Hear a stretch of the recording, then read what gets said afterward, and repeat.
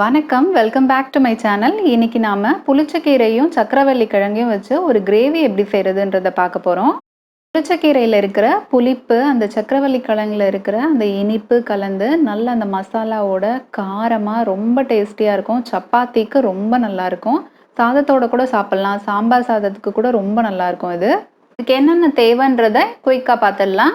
மிக்ஸியில 1/2 இன்ச் இஞ்சி, ஒரு 6 பல்லு பூண்டு, கொஞ்சமா முந்திரி பருப்பு, இது 3த்தையும் நல்லா ஸ்மூத் பேஸ்ட்டா கொஞ்சமா தண்ணி ஆட் பண்ணி அரைச்சு எடுத்து வச்சுக்கலாம். ஒரு கப் அளவு புளிச்சக்கீரையை கட் பண்ணி எடுத்து வச்சுக்கிறேன். சக்கரவள்ளி கிழங்க தோல் சீவிட்டு கொஞ்சம் சின்ன சின்னதாக நறுக்கி எடுத்து வச்சுக்கலாம். 2 மீடியம் சைஸ் வெங்காயத்தையும் நறுக்கி எடுத்து வச்சுக்கலாம்.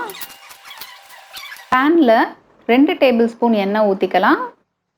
எண்ணெய் நல்லா சூடான உடனே ஒரு பிரிஞ்சி இலை, ஒரு ஜாவித்ரி, ஒரு சின்ன பீஸ் பட்டை, 2 லவங்கம், கூடவே 2 காஞ்ச மிளகாய் உடைச்சி போட்டுக்கிறேன். அரைச்சி வச்சிருந்த இஞ்சி பூண்டு விழுதை இதில் சேர்த்துட்டு நல்லா வதக்கிட்டே இருக்கணும். இஞ்சி பூண்டோட பச்சை வாசனை போகிற வரைக்கும். இப்போ 2 வெங்காயம் சின்ன சின்னதாக நறுக்கி வச்சிருக்கிறதையும் சேர்த்துட்டு இதில் நல்லா வதக்க போகிறோம். வெங்காயம் நல்லா பொன்னிறமாக ஆகிற வரைக்கும் நல்லா வதக்கிட்டே இருங்க. தேவைப்பட்டால் கொஞ்சம் எண்ணெய் சேர்த்துக்கோங்க. வெங்காயம் சாஃப்டாக பொன்னிறம் ஆனதுக்கப்புறமா கட் பண்ணி எடுத்து வச்சுருந்த சக்கரவள்ளி கிழங்கையும் சேர்த்துடலாம்.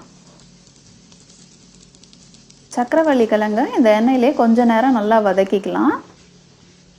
சக்கரவள்ளி கிழங்கு வேகணும். அதுக்கு ஒரு 1/2 கப் அளவு தண்ணி ஊற்றி கொஞ்ச நேரம் மூடி போட்டு வேக வச்சுருங்க.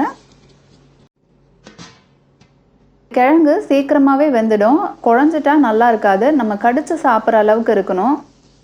2 டீஸ்பூன் காரத்துக்காக ரெட் சில்லி பவுடர்,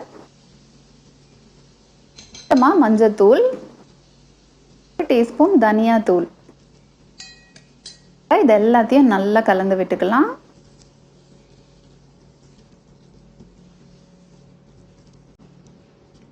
நறுக்கி வச்சிருக்கிற புளிச்சக்கீரையை இப்போ சேர்த்துடலாம். புளிச்சக்கீரை நல்லா வதங்கணும். சிம்மில் வச்சு நல்லா வதக்கிட்டே இருங்க ஒரு 2 நிமிஷம். கிரேவிக்கு தேவையான உப்பை இப்போ சேர்த்துக்கலாம். கொஞ்சமாக தண்ணி சேர்த்து எல்லாத்தையும் நல்லா ஒரு வாட்டி கலந்து விட்டுட்டு கொஞ்ச நேரம் கொதிக்கட்டும். இப்படியே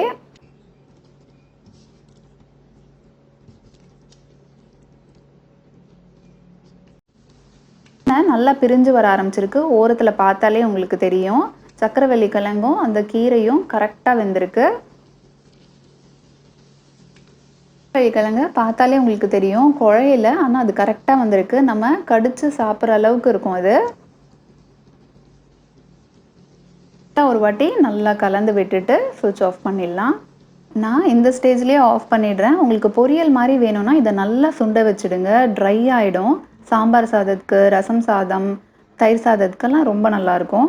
பாட்டி கண்டிப்பாக இந்த மாதிரி ட்ரை பண்ணி பாருங்கள். எப்படி இருந்ததுன்னு கமெண்ட் செக்ஷனில் சொல்லுங்கள். உங்களுக்கு இந்த வீடியோ பிடிச்சிருந்ததுன்னா லைக் பண்ணுங்கள். ஃப்ரெண்ட்ஸ், ஃபேமிலி எல்லாரோடையும் ஷேர் பண்ணிக்கோங்க இந்த வீடியோவை. மறக்காமல் என் சேனலுக்கு சப்ஸ்கிரைப் பண்ணுங்கள். சப்ஸ்கிரைப் பண்ணாமல் இருந்தீங்கன்னா அப்படியே பக்கத்தில் இருக்க பெல் ஐக்கானையும் கிளிக் பண்ணிக்கோங்க. நான் போடுற எல்லா ரெசிபீஸும் உங்களுக்கு நோட்டிஃபிகேஷனில் வரும். தேங்க்யூ.